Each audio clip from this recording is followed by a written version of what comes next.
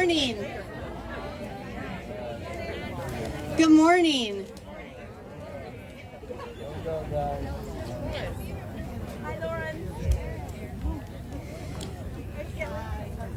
So this is a beautiful crowd of rainbows and tie-dye and Birkenstocks. This is definitely a gathering Sue would have organized, and I think she actually did organize it from beyond. A couple of housekeeping notes. If you parked in the parking lot at St. Augustine's, the Episcopal Church over here, just across the street on College, if you get a parking notice, you can ignore that. We do have permission to use that parking lot. If you get hungry or you have little ones that get thirsty or antsy, you're obviously welcome to let them move around. And there are cookies and hydration kind of in the back. And for little ones or anyone who gets needs a little sugar, you are welcome to excuse yourself for a moment and go get hydration and shade and a cookie. We're going to begin this morning with an acknowledgement of tribal land and indigenous people. And then we'll have an opening prayer and invocation, and then we'll bring up Alex Ringler to make remarks on behalf of the family. And then we have leaders from the city. We have Mayor Corey Woods and Council Member Lauren Kuby, and all the faith traditions that Sue worked with Tempe Interfaith Fellowship and Arizona Faith Network to offer just a couple words. As we gather this morning to honor Pastor Sue, let us remember that we stand on the traditional lands of the Tohono O'odham and Pima Maricopa peoples who sought the holy in this place long before we were here. The following has been offered by the Reverend Dr. Andy Burnett, who's the former senior pastor of Valley Unitarian Universalist Church, which is where Sue served for several years, and Andy was a dear colleague and friend to all of us and to Sue, and he is in Cleveland, Ohio. Can't be here. We gather this hour to remember Sue. We gather in the strength of community, just as she taught us. But today we come grieving, missing a light gone out too soon, knowing still that the lessons in love and fierceness that Sue taught us will remain with us our whole lives long. We pray that the comfort that passes all understanding might come to all who loved Sue this hour.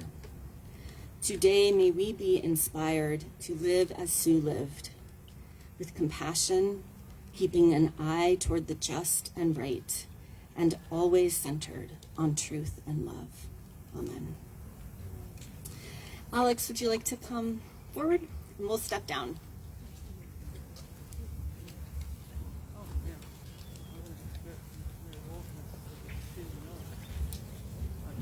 Good morning. Hi. Oh, it's great to see everyone here, and everyone's so colorful. So when you're young, you just kind of see your parents as your parents. They're the ones who take care of you, cook your meals, wash your clothes. It isn't until you grow up and your world gets bigger than just your childhood home that you start to see them as more than that, as like whole people. And I kind of had a hint that growing up, my mom was more than just a caregiver to me. When I was young, my sisters and I would often go with her and serve meals at Pasta Cristo.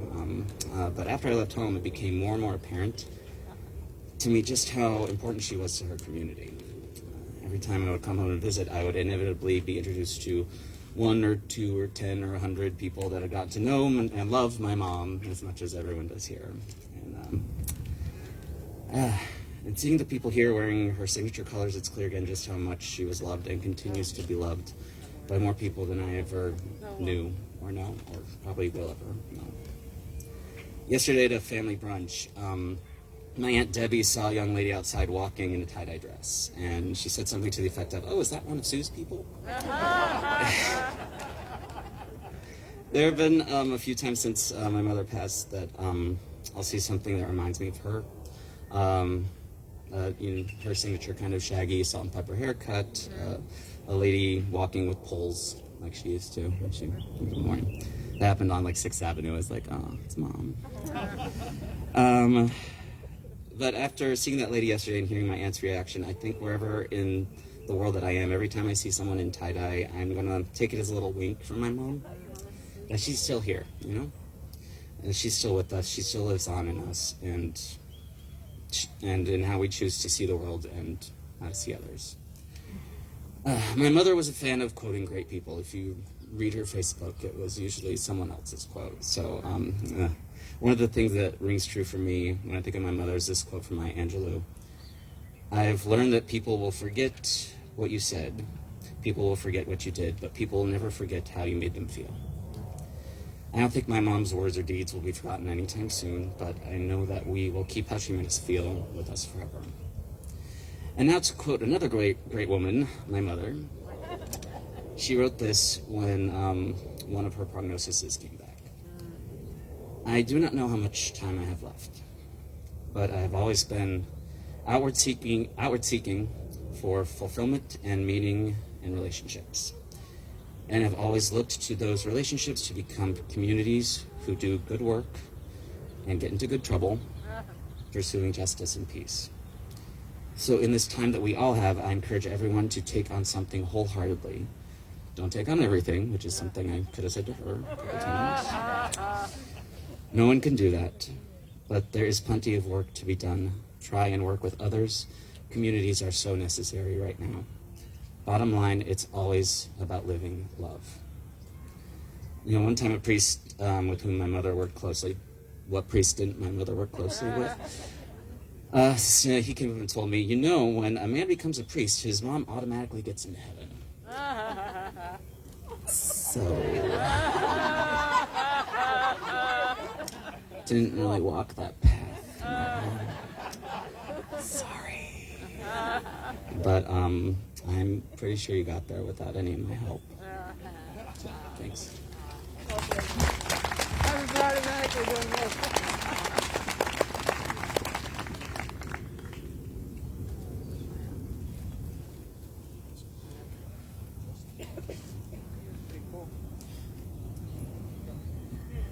I welcome the Reverend Aaron Tomeo up to speak to what interfaith work is and how Sue's work was embodied in the city of Tempe and in the greater community of interfaith work.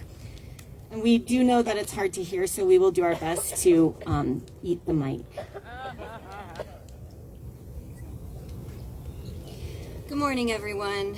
This past week, it seems like everywhere I go, I feel and I remember memories of Sue.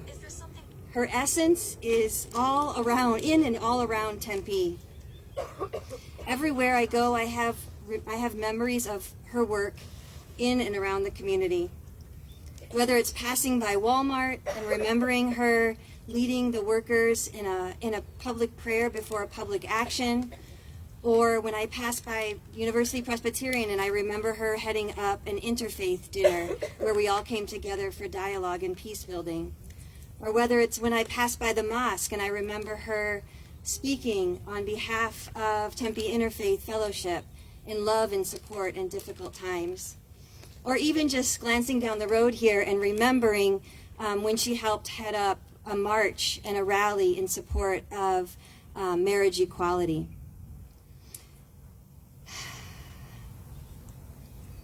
Her memories, they radiate throughout the community. And for this, I'm so grateful. This morning, we're coming together to honor who she is. And I like to speak of her in present tense, not in past tense, because I do believe that her spirit continues to live on and her spirit continues to radiate throughout our community. I wanted to share a couple of things about who Sue is in honoring her memory and her life and her legacy. The first one is that Sue is a visionary. She is a true visionary. A wise woman once said, "Someone who dreams cannot be forced to stop. There are no limitations on dreams because we do not own our dreams. Dreams are from God." And Sue's visions were from God. Her visions for a better world, to work collaboratively, to bring about true, long-lasting change in our community.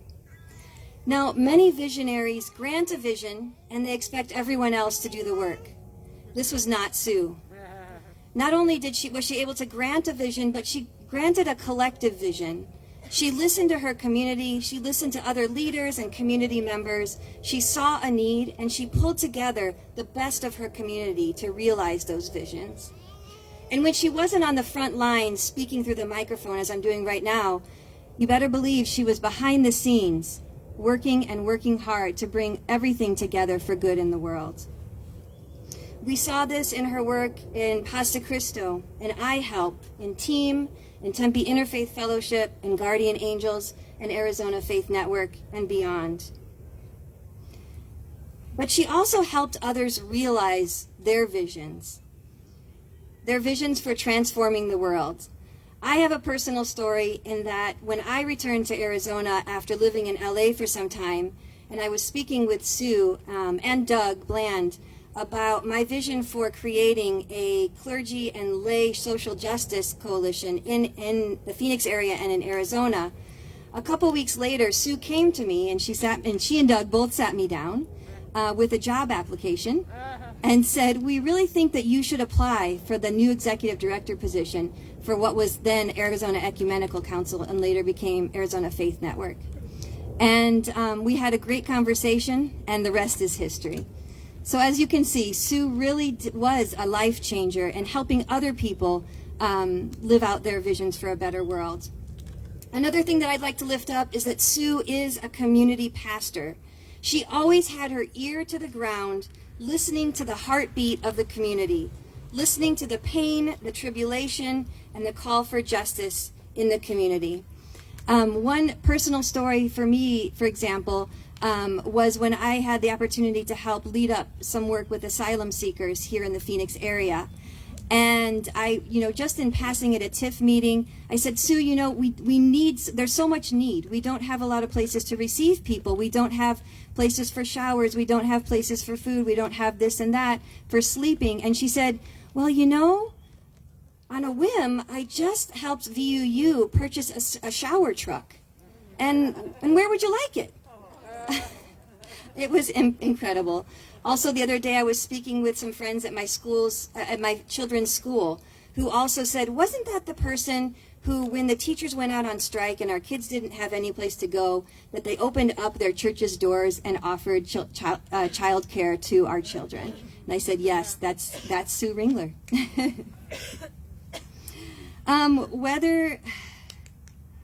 Whether she was showing up to lead a prayer with Walmart workers for their economic inequality tour, or offering to host an interfaith panel to interview Tempe City Council members for their candidates, Sue was what I really inspired to be, and that is a pastor in and of the community.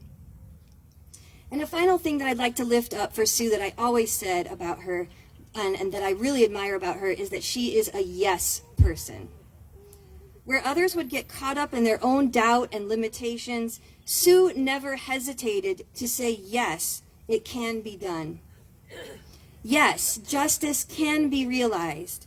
Yes, people from different faiths can come together and work for good. Yes, women should and must be ordained to ministry. Yes, we can receive and welcome asylum seekers here. Yes, those experiencing homelessness should be honored and respected. Yes, I'll speak at that rally. Or yes, I'll show up and hold a sign in the back and give you support. Yes, yes, yes. And it inspired many of us to look beyond our own perceived limitations and to become yes people too, to create positive change in our communities.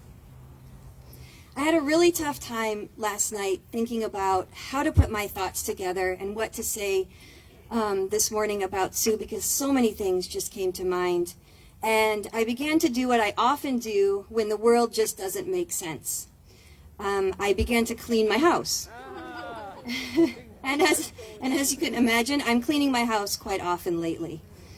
So as I cleaned, I started to really become distraught. What is going to happen to all of these amazing initiatives that Sue headed up and brought together? I was worried about what's going to happen to TIF, and although we're in great hands with Reverend Eric, what's going to happen to the progressive clergy lunches, and what's going to happen to this, and what's going to happen to that. And as I cleaned and I cleaned, a little voice and a little message came to me. And it said, "The opportunity lies in you. The opportunity lies in you." And the opportunity lies in all of us. The opportunity lies in us to become visionaries. The opportunity lies in all of us to have our ears to the ground, to hear the heartbeat of our community. The opportunity lies within all of us to be yes people and not to be limited by our perceived limitations. In closing, I'd like to share a Franciscan blessing with you that I modified to use at my own ordination, which happened exactly 10 years ago this month.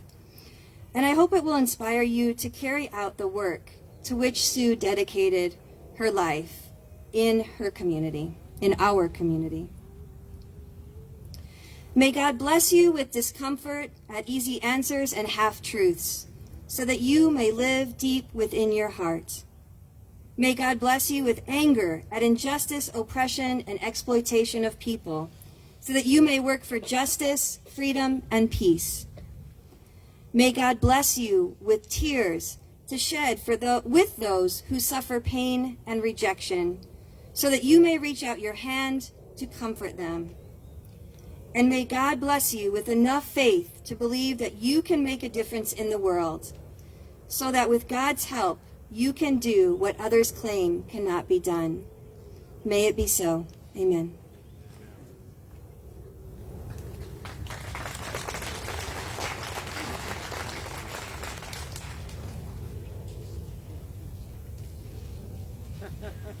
Thank you, Erin.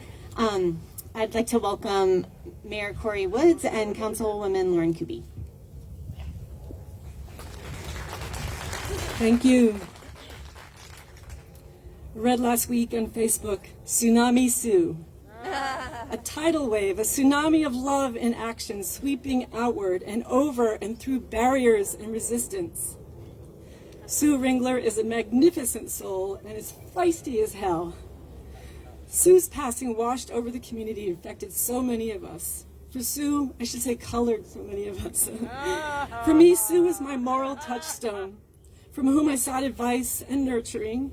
We were so aligned, even if the paths we took, secular versus faith-based, I'm unconsolably secular. Secular versus faith-based were so distinct. We were on the same path.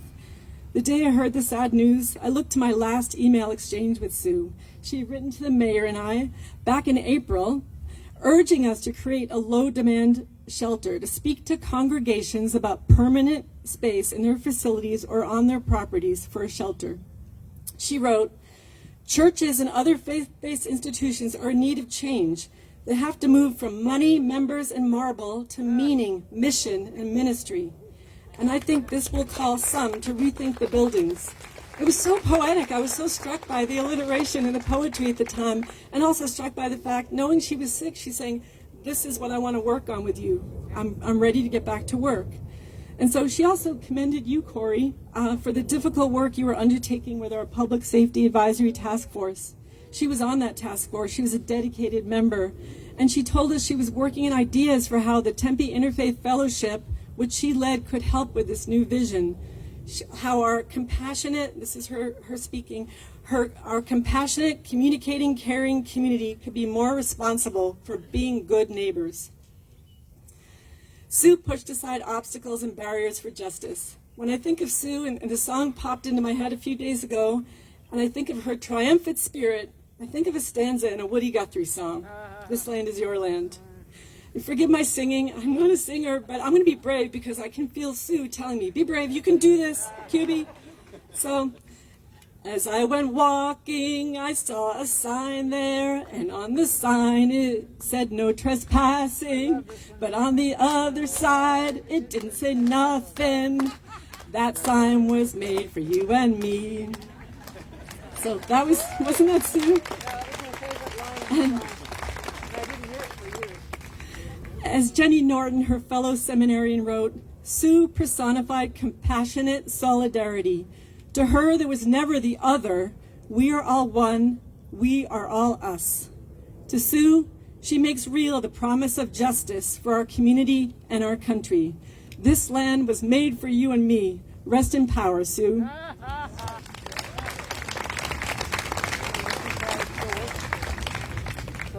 So I can't really follow what Councilmember QB said because I definitely cannot sing.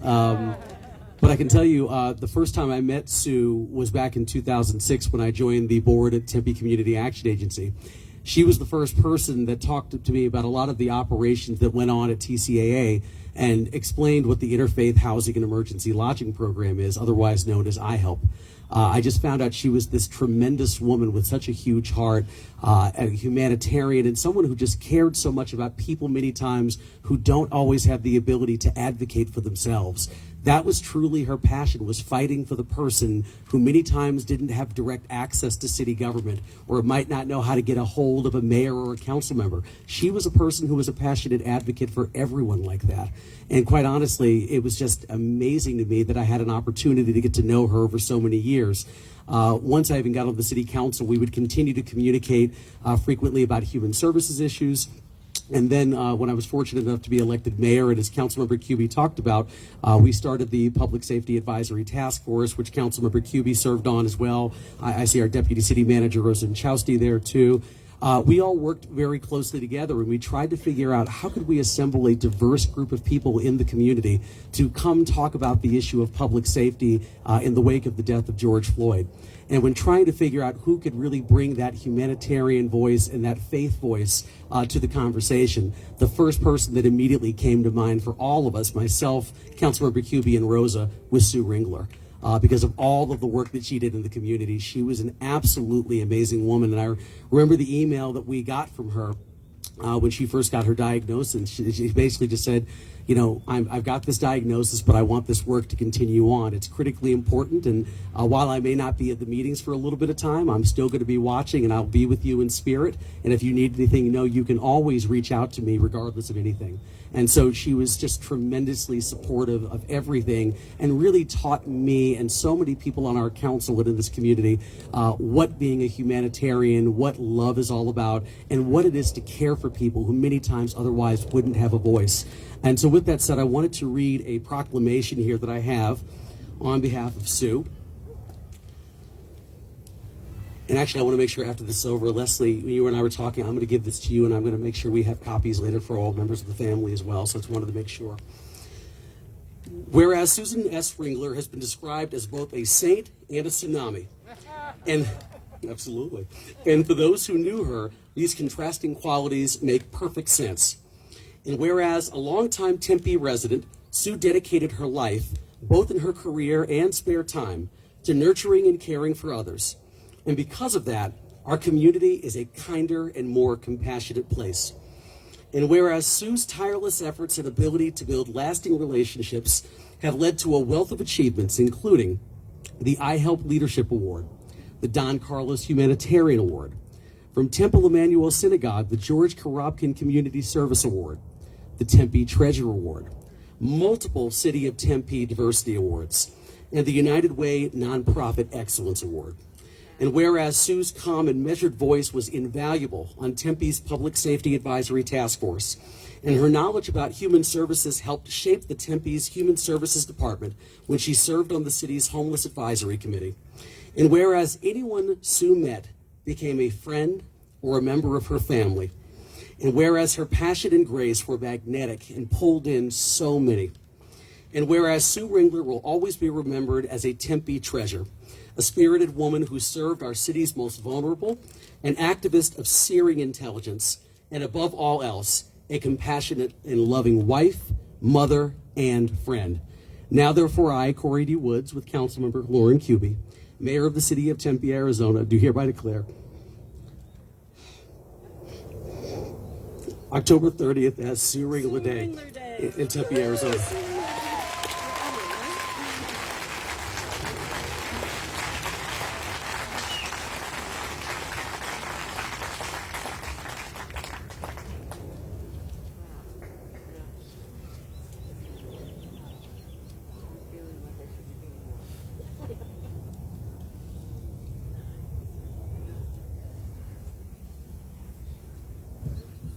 Thank you.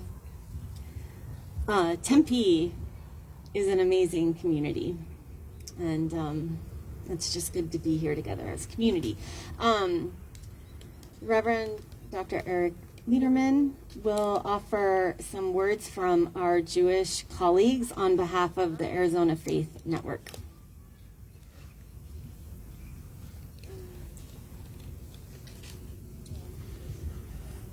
I've been asked to share the love of two people who are not able to be here today, the Reverend Katie Sexton Wood, who is the executive director of the Arizona Faith Network, as well as Rabbi Bonnie Scharfman, two people who definitely shared Sue's passion and were inspired by her life and her ministry.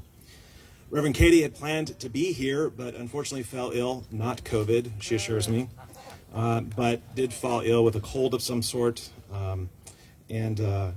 but wanted me to read a couple things from her on behalf of Rabbi Bonnie Scharfman, who serves on the board of Arizona Faith Network with Reverend Katie and me. And so I invite us to listen to two poems written by Rabbi Alan Muller, who became the spiritual leader of, I'm going to probably butcher this and I apologize, Temple Akiba in Culver City, California in 1967, and served until his retirement in 2006. He was a prolific writer, having published over 450 articles. And the first poem is entitled, When All That's Left Is Love. When I die, if you need to weep, cry for someone walking the street beside you. You can love me most by letting hands touch hands and souls touch souls. You can love me most by sharing your simcha's goodness and multiplying your mitzvot, acts of kindness. You can love me most by letting me live in your eyes, not in your mind. And when you say Kaddish for me, remember what our Torah teaches. Love doesn't die. People do. So when all that's left of me is love, give me away. The second poem is entitled, God Gives and God Takes. God gives opportunities for us to love, but not forever. God takes opportunities away for a while. So don't hesitate or delay or curse the darkness while remaining mired in sadness and hopelessness. Because God gives and God takes away. Blessed be the name of the Lord. But why bless the Lord when God takes away? Because if the opportunities were always there, we would wait until the time was just right and never make the leap. And more of life would slip away. So God gives and God takes. Blessed be God's name. Reverend Katie and Rabbi Bonnie send their love to Sue's family, as well as Sue's extended family, also called friends. So let's not let life slip away. Let's seek to receive God's gifts when they come, the gifts God has given us through people like Sue. Let's follow in the way of Sue, the way of not letting life slip away, ours or anyone else's. Thanks be to God.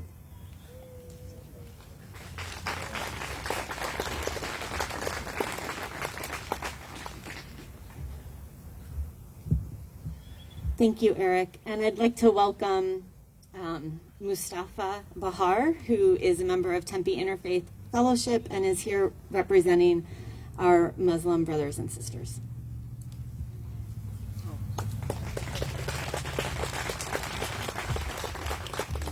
Hello, everyone.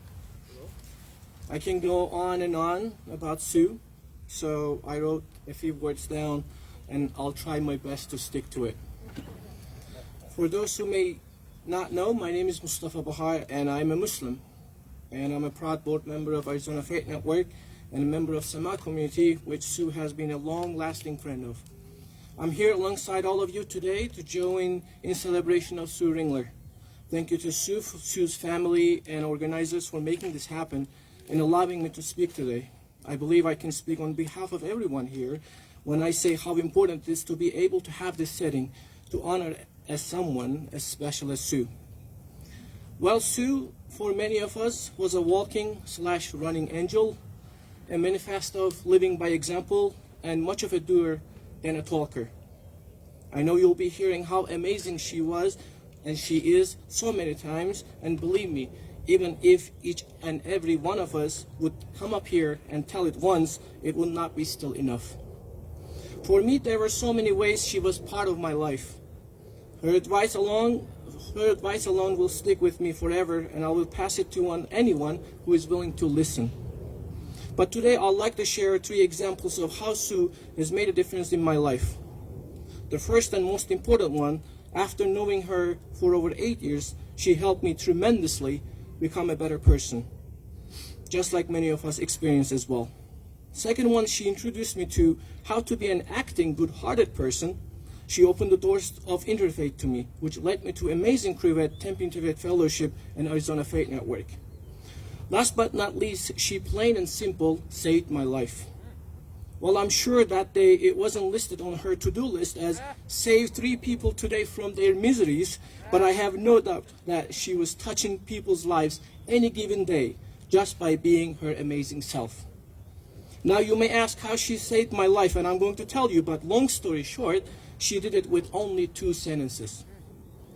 It was more than 3 years ago now, February 2018. I was going to get married in July with now my gorgeous wife Mirna, and I was super excited.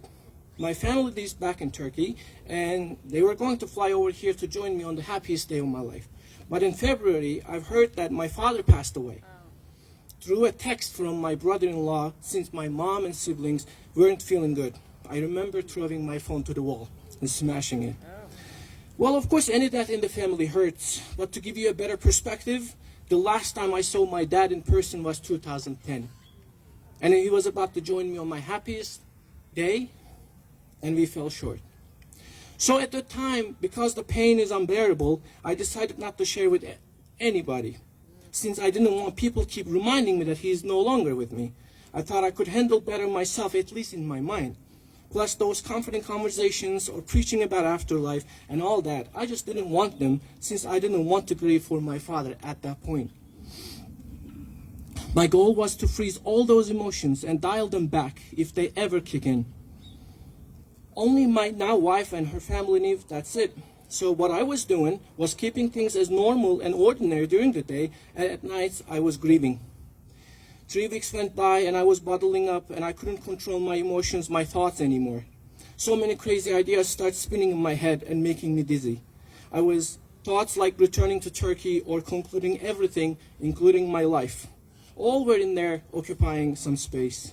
I was literally feeling numb towards anything and everything. We have this TIFF meeting, Tempe Interfaith Fellowship meeting, monthly, and I joined this amazing people again on March 1st, 2018. And once I saw Sue, I decided to tell her. As we were leaving the meeting, I leaned towards her and asked if she had extra time. She responded with this magical word, "Sure." Do you remember those "sure" with high-pitch endings? Immediately, it would take some burden off you. Then she sat next to me, fully attentive.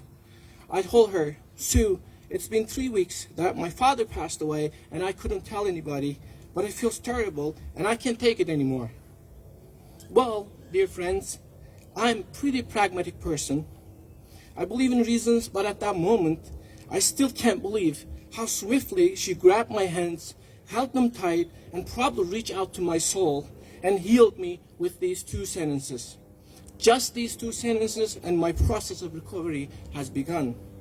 I'll leave you with this, which even today was the main reason how I can bear losing her. Mustafa, I am so sorry for your loss, but you do believe that death is the break in this thing we call life, don't you? Yes, Sue. I believe as a Muslim that death is only a break. Inna lillahi wa inna ilayhi raji'un, which means verily we belong to God and truly Him shall be returned. I have no doubt that you have returned to where you are loved the most, Sue. Until we meet again, I'll miss you, we'll miss you, we love you.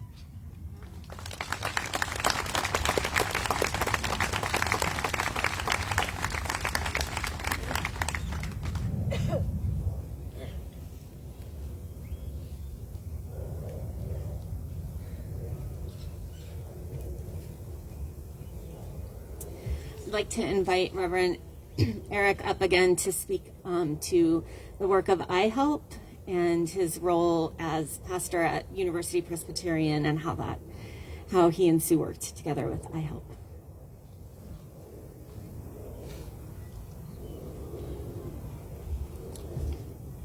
I know I looked like Katie Sexton Wood before, but now I'm Pastor Eric Letterman, pastor at University Presbyterian Church, just down the road here on College Avenue. I bring greetings and an incredibly shared grief in the loss of one of our saints, one of the saints of our community, Sue Ringler. Sue and I have been colleagues and friends pretty much since I stepped foot in Tempe back in 2012. Through Tempe Interfaith Fellowship, which she led for many years, including in its former iteration as TEAM, Tempe Emergency Assistance Ministry. It was a ministry to our homeless neighbors, and it was in iHelp that I saw her passion come alive most readily. iHelp was birthed by TEAM, and it definitely held a special place in Sue's heart. In the Christian tradition, like many of our religious traditions, we believe that death is not the final moment in our lives. Rather, in death, there is a new beginning, a rebirth of sorts, life eternal, with a God of love, a God of compassion, and a God of justice. I speak now from my own Christian faith, and I remember that there are two passages from our scriptures that often rise to the top of the list that summarize all others. The first is a story that is told in 3 of the 4 Gospels that we have, the stories of Jesus. It's the story of Jesus, our Christ, being questioned about the greatest commandments. He responds, the first is love God with all your heart, soul, mind, and strength, quoting from the Hebrew Scriptures in Deuteronomy chapter 6, verse 5. He then responds, and a second is like it. You shall love your neighbor as yourself, quoting the Hebrew Scriptures from the book of Leviticus, chapter 19, verse 18.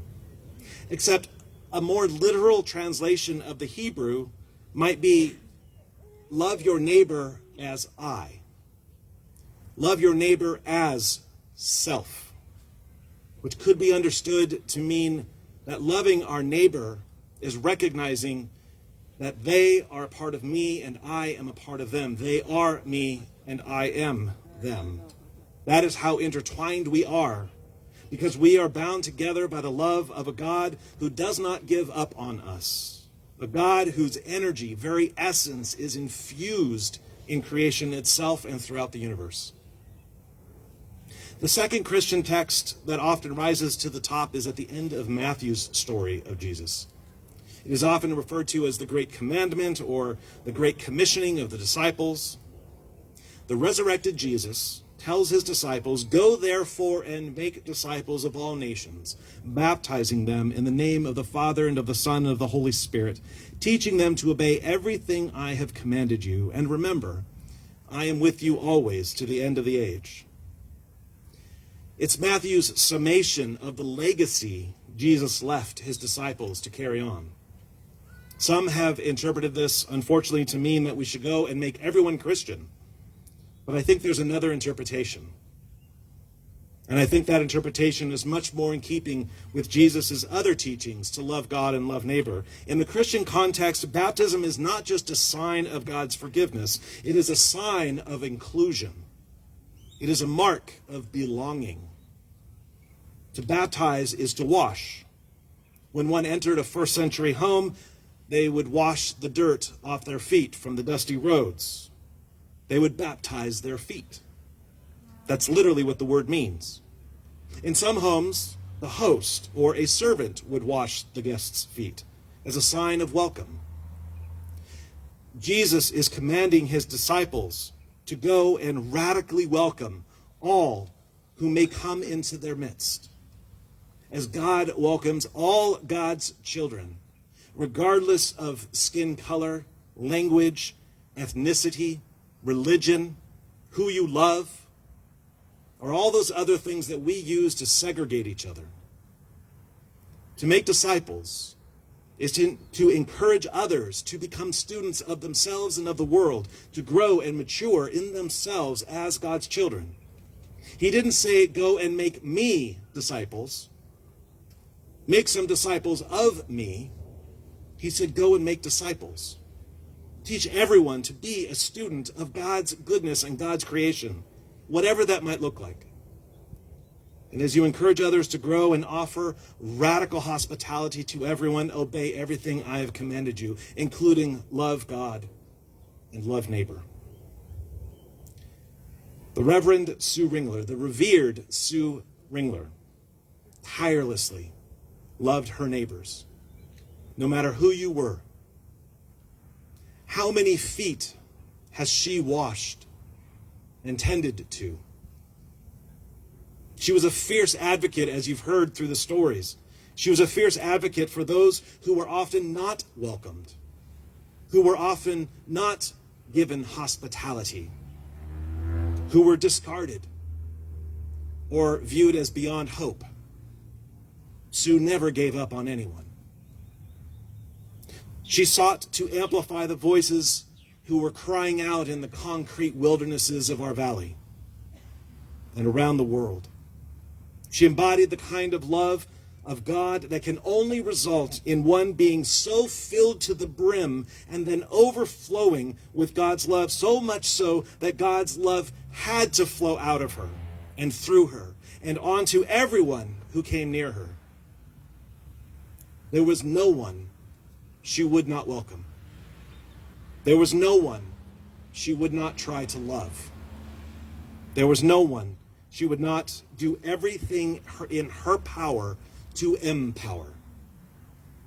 She lived each day knowing in her heart and mind and soul that Jesus, her Christ, was with her to her dying breath and into the next life that awaited her. As God in Christ welcomes her, she dedicated her life to welcoming others. And Sue lives on, as you've just heard, back here on earth, through her legacy of overflowing love, radical hospitality, and an unquenchable thirst to grow, to increase our understanding of one another so that we might learn to truly, truly appreciate one another and the incredible diversity of God's beautiful creation. So today we celebrate her life and her legacy, even as we grieve her death and we mourn our loss. May she have rest from her work, her tireless work, as she receives the words of God saying to her, "Well done, good and faithful servant." Well done. May we seek to live into Sue's legacy. We talk about in the Christian context, following in the way of Jesus. May we follow in the way of Sue. May we follow in the way of her love and her compassion, because that's what Jesus taught us to do. Amen.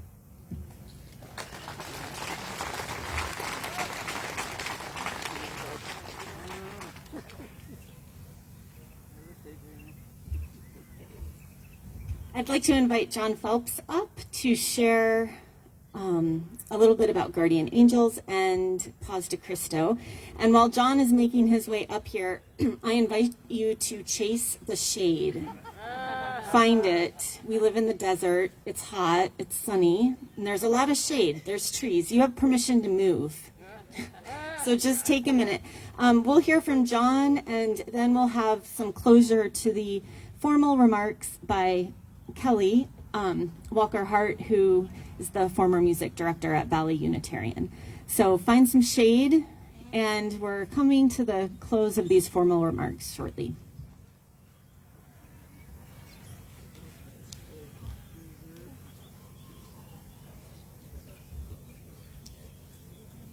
Hello to everyone. I received a call from Jeannie Gann the other day informing me about the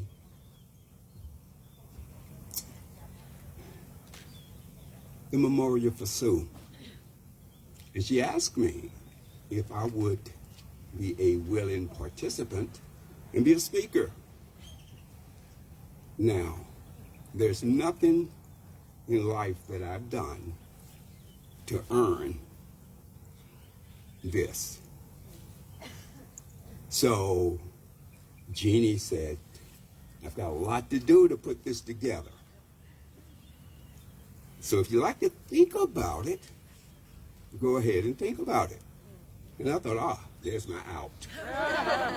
At least to some extent. And I said, Jeannie, thank you, I'll think about it. She said, you've got 30 seconds. You got it. So, with only 30 seconds and being undeserving of the honor, I accepted. I knew of Sue Ringler years before I attended Garden Angels. I knew of Sue Ringler because my daughter Nija had developed a wonderful relationship with the Ringler family, particularly Alex.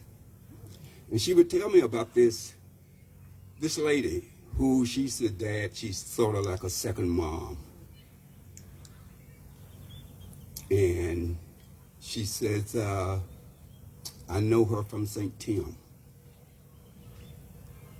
And this went on for a while, and my wife would attend Garden Angels when the services were at 6 p.m. on Sundays. It interfered with Sunday night football, so I sort of didn't go. And then when it was moved to 9 a.m. on Sundays, I no longer had an excuse. And he says, it's 9 o'clock, you gotta go.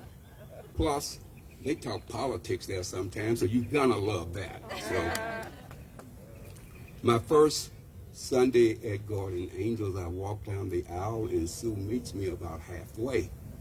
And she welcomes me and she welcomes everyone. And I said to her, before we get started, I'm going to tell you that I have a real problem with organized religion. She said, so do I. I fell in love right there. For those of you who have not had the opportunity to attend Mass at Garden Angels, Sue is no longer there, but I must tell you, it is the most welcoming community I've ever been associated with. Loving, giving, unjudgmental. We would always start Sunday Mass, as I say, 9 o'clock. The majority of our people are retirement. But we would gather and we're talking. 9 o'clock comes, and you will hear this voice, a booming voice, that would simply say, good morning, angels. And at that moment, all of these adults felt like they were about 6 years old. As in unison, we would all say, good morning, Pastor Sue. And that's how the day starts. Sue was also extremely instrumental in the development of Paz de Cristo. Whether or not it started with Sue serving a meal to a hungry person from her kitchen window, or if it started with Sue, Father Dale, and Cheryl serving a meal in a dirt parking lot in Mesa, it doesn't matter. What does matter is that Sue had a mission. She saw beyond what many of us can see. There was no need for this degree of hunger in our community. There was no need for the suffering. Sue did not sit idly by and let these things occur without addressing them. So it doesn't matter to me as to how Pastor Cristo really started. You can even Google it. So I found out Google doesn't know everything, because if you Google Pastor Cristo, it doesn't mention Sue Ringler. Therefore, it's not totally legit.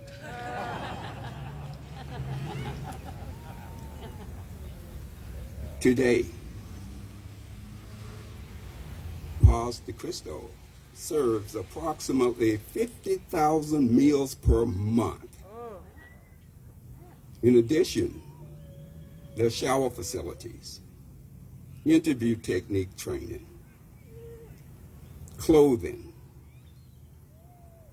This was all a vision of Sue Ringler. If you have the opportunity to attend Garden Angels, you will find that many of the people are really deeply involved in volunteering, in social justice work. We've had members of our community receive the MLK 10P Award, Diversity Award for volunteering. People in our congregation used to go down to the border, water for immigrants. We still have people working with immigrants.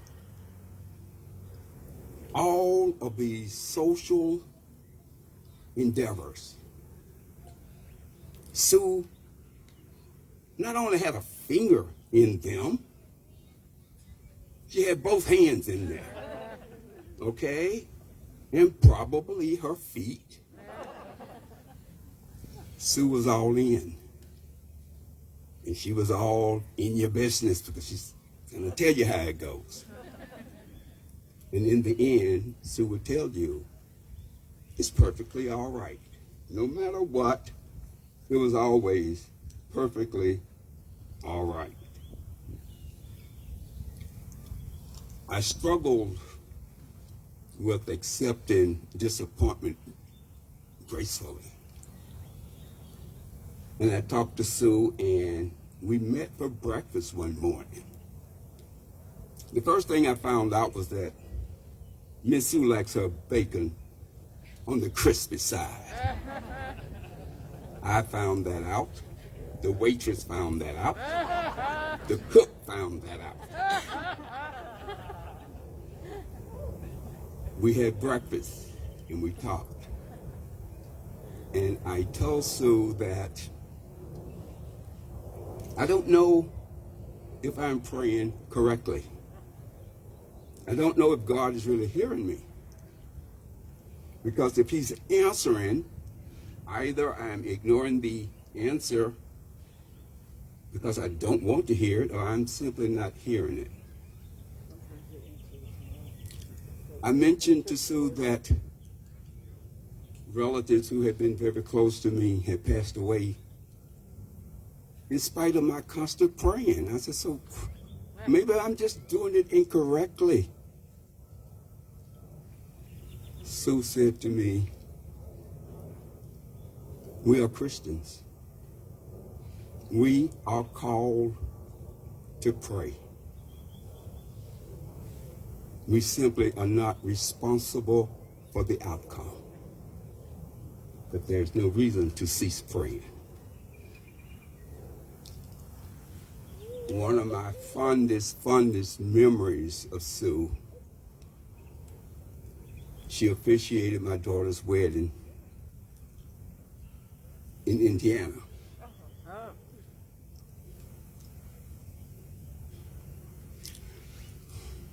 I remember the dance.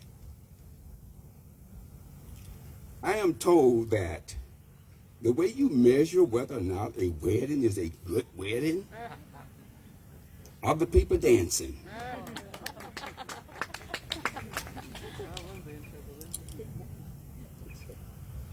Michael is here somewhere, I think. Michael, if Michael calls you to dance, it's sort of like Prince calling you to dance. You better be ready to dance. Well, Michael called out Pastor Sue. The thing that I remember with total fondness is Gary standing there, clapping his hands, saying, "Go, Susie Q, go." Because Michael was all over the place.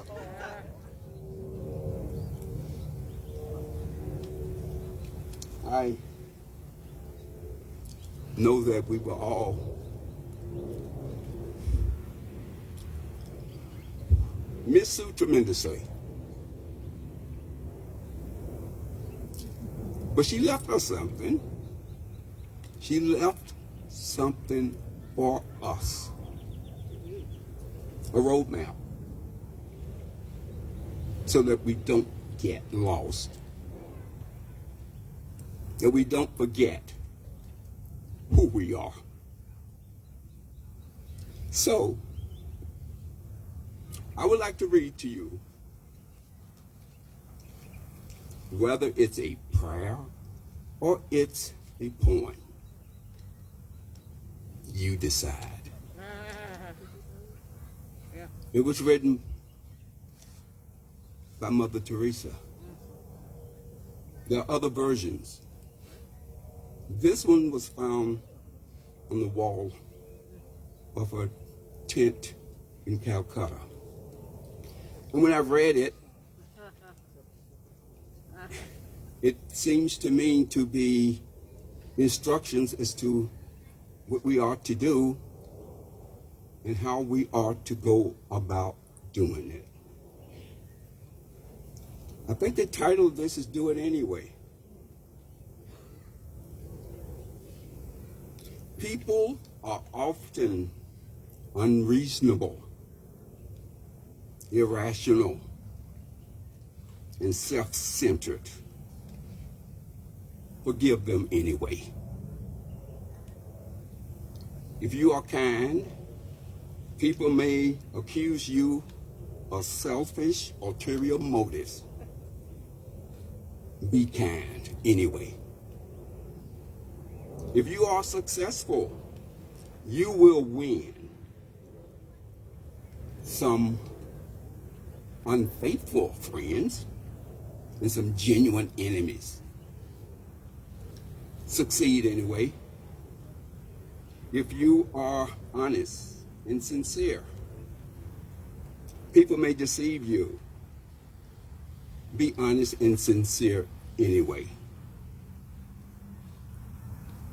When you spend years creating, or what you spend years creating, others could destroy overnight.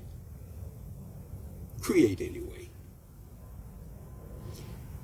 If you find serenity and happiness, some may be jealous. Be happy anyway. The good you do today will often be forgotten. Do good anyway. Give the best you have, and it will never be enough. Never going to be good enough. Give your best anyway. In the final analysis, it is between you and God. It was never between you and them anyway. Thank you.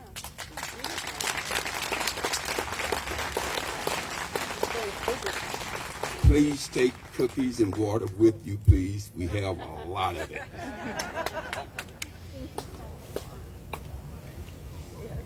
Thank you, John. We're not done yet. I'd like to introduce Kelly Walker Hart, who is a musician who worked with Sue at Valley Unitarian Universalist. Before Kelly comes up, I am going to go rogue in the spirit of Sue. I have my Tempe Interfaith Fellowship colleagues behind me, so they might have something to say to me in a minute. But there are two things that Tempe Interfaith Fellowship has done under Sue's leadership for many, many years, and they happen in the fall. And one is a memorial service for those who have died without family to honor their death, family or friends. It's a memorial service for the homeless. The second is an interfaith service that happens close to Thanksgiving. And yes, Tempe Interfaith will be doing those things this year. We will, and all of the communities that were communicated with about this memorial will receive communication about the interfaith service and the memorial service for those who have died while experiencing homelessness. We've heard all the amazing, beautiful things about Sue, and I think just want to close with a quote from Dorothy Day. "Don't call me a saint. I don't want to be dismissed so easily."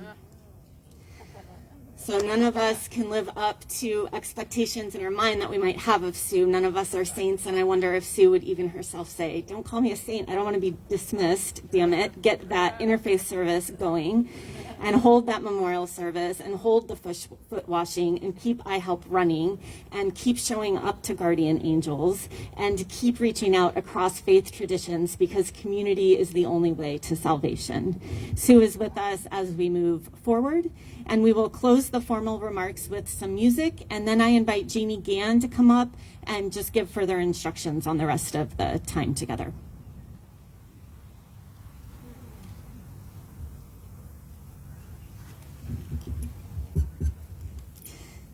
Thank you, especially to Sue's family and to all of you, Sue's friends, for putting this wonderful event on. It helps to be together, doesn't it? I actually knew Sue many years before she came to work at Valley UU through Tempe Interfaith, maybe 15, 20 years, I'm not even sure how long. Hard to believe she's gone. Thank you, Sue, for being a big heart with ears.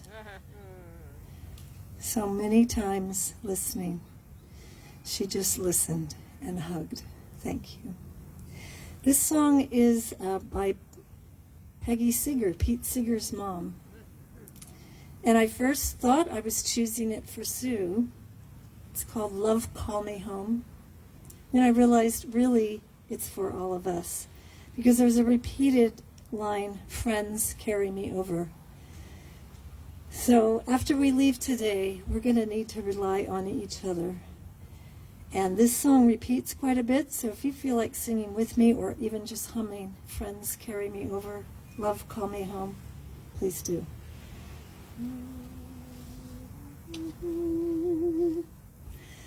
When the waters are deep, friends carry me over.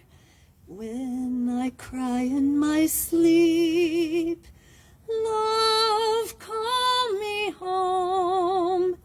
Time ferry me down the river, friends carry me safely over. Life tend me on my journey, love call me home. When the waters are cold, friends carry me over. When I'm losing my hold, love call me home. Time ferry me down the river, friends carry me safely over. Life tend me on my journey, love call me home. When I'm weary and cannot swim, friends carry me over. Open your arms and take me in, love call me home. Time over. Friends carry me safely over. Life tend me on my journey. Love call me home. Take the gift that I bring. Friends carry me over. Deep within me, life is singing. Love call me home. Time ferry me down the river. Friends carry me safely over. Life tend me on my journey. Love call me home. Life offers a chance for friends to carry us over. Time can stop or dance forever. Love call me home. Time ferry me down the river. Friends carry me safely over. Life tend me on my journey. Friends, love, call me home.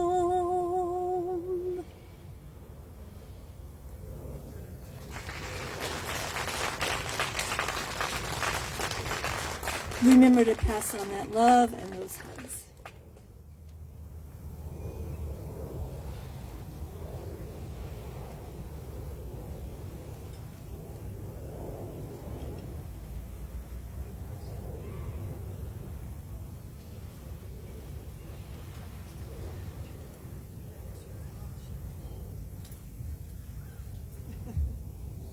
I wasn't expecting to step up here.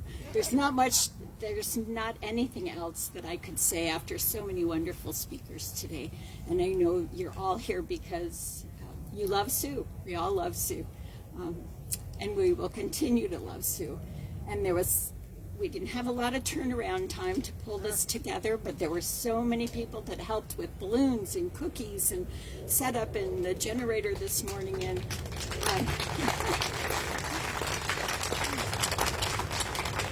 so to so many people who love Sue who said, what can I do?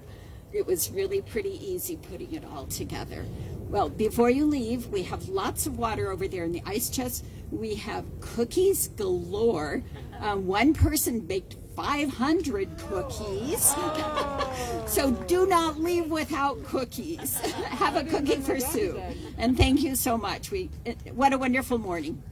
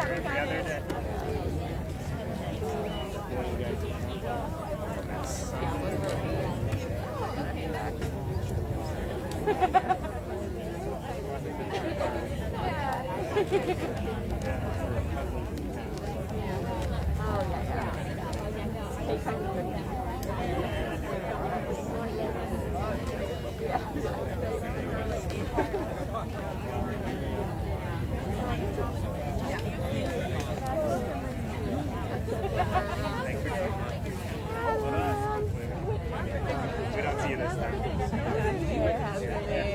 been a while. So sorry to hear everything, obviously. Yeah, thanks. I was just last time I think the only time I hung out with Mom was whenever you guys were in town and we went to what's now Modern Social. I think it was Freezers before. Yeah. I was like, I don't remember if you typed or not, but I did. So. Yes. Excuse me, sorry.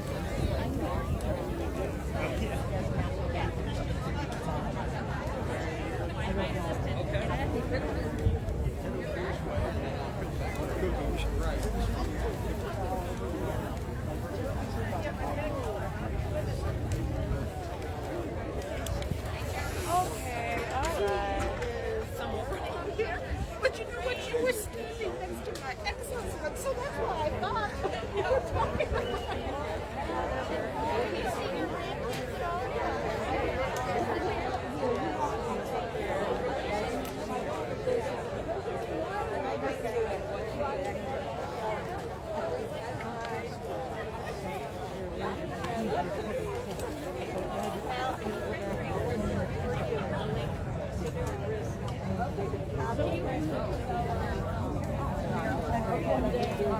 Beautiful, Kelly. You too. Thank you so much for that song. Oh, I you're was welcome. singing. I didn't know if I should be singing or not singing. No, I but wanted was you to singing. sing, but I know kids didn't really know it. I was singing over there. Yeah, good. I'm just live streaming. I'm gonna end over here on the signs. oh, okay. I'm retired in 17. Your son's coming in. One of his dads